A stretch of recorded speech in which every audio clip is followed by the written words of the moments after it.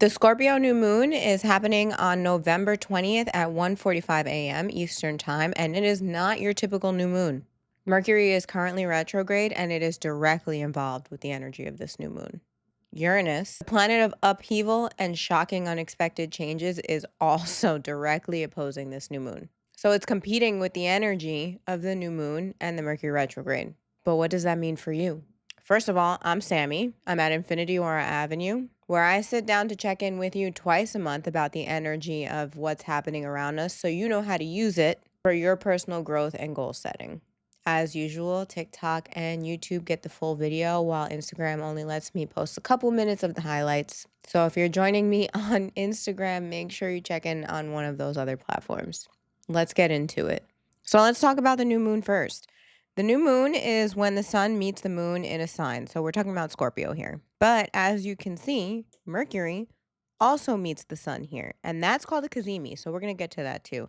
So we've got Mercury, moon, and sun. It's Mercury retrograde. We've got Mercury, moon, and sun here sitting in Scorpio.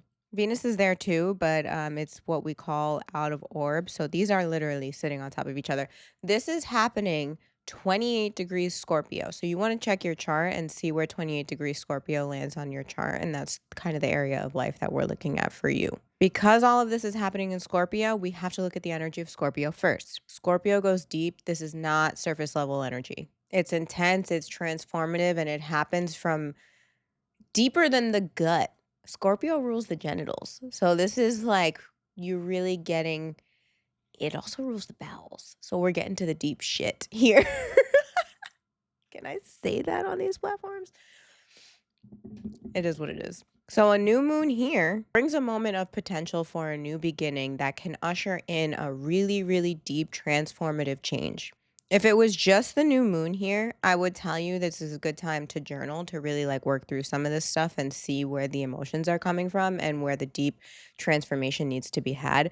But we've also got Mercury Cazimi here. So a Cazimi is when the sun meets another planet, and it essentially lights up and makes very big, bold of the energy of that planet. Now, you've also got Mercury retrograde here. So not only is it a Mercury cazimi with a new moon, but it is a Mercury retrograde cazimi with the new moon. Because of that, I really want you to look at the energy of what this Mercury retrograde has been trying to tell you. And I think that how do I say this? I don't want to say initiation, but I think that the like aha moment of the new moon comes from some kind of conversation or thought or idea about how you really have to change this, how you have to really incorporate this change into your life.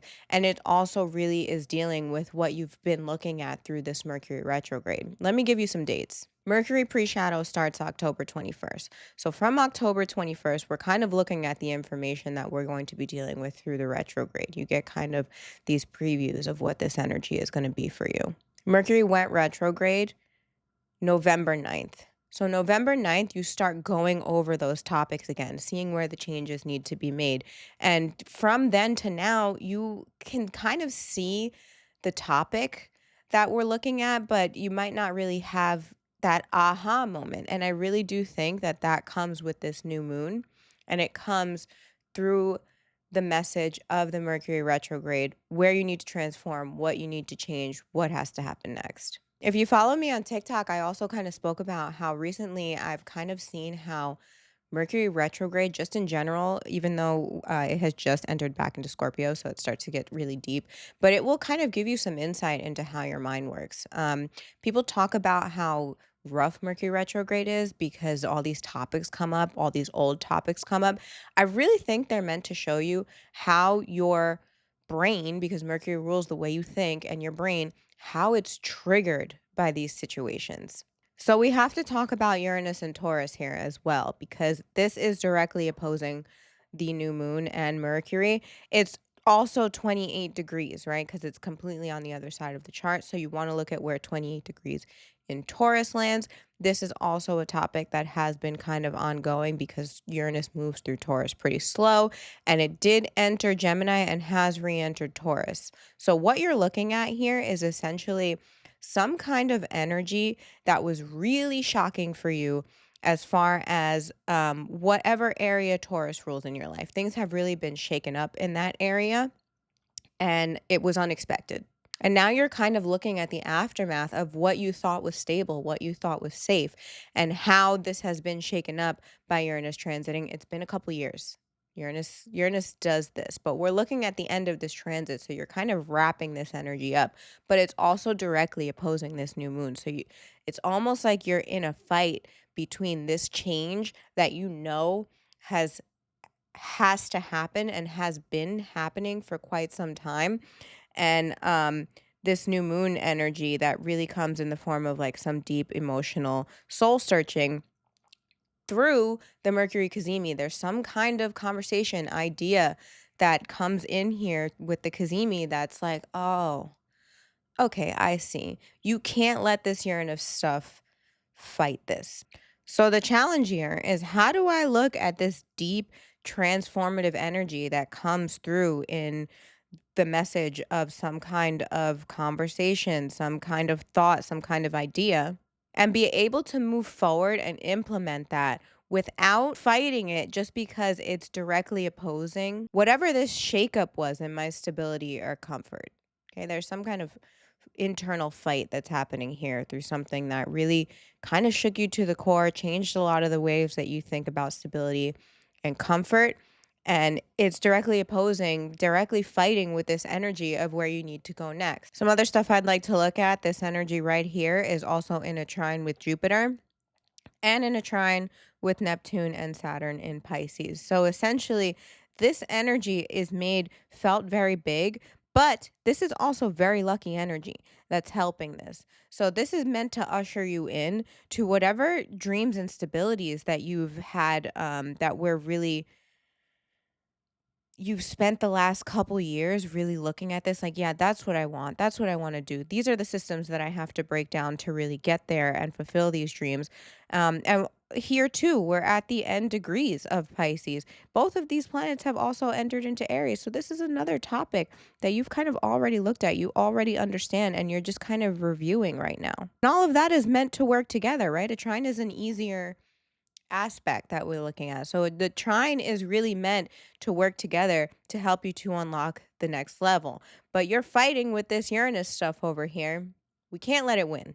There are some other things going on in the chart, obviously, because there's always things going on in the chart besides the new moon and the full moon. But I come here to check in with you guys for those because honestly, I see them as activations in the sky for these energies, right? Whenever the two luminaries meet, this is either the beginning of the cycle, the peak of the cycle, or the end of the cycle.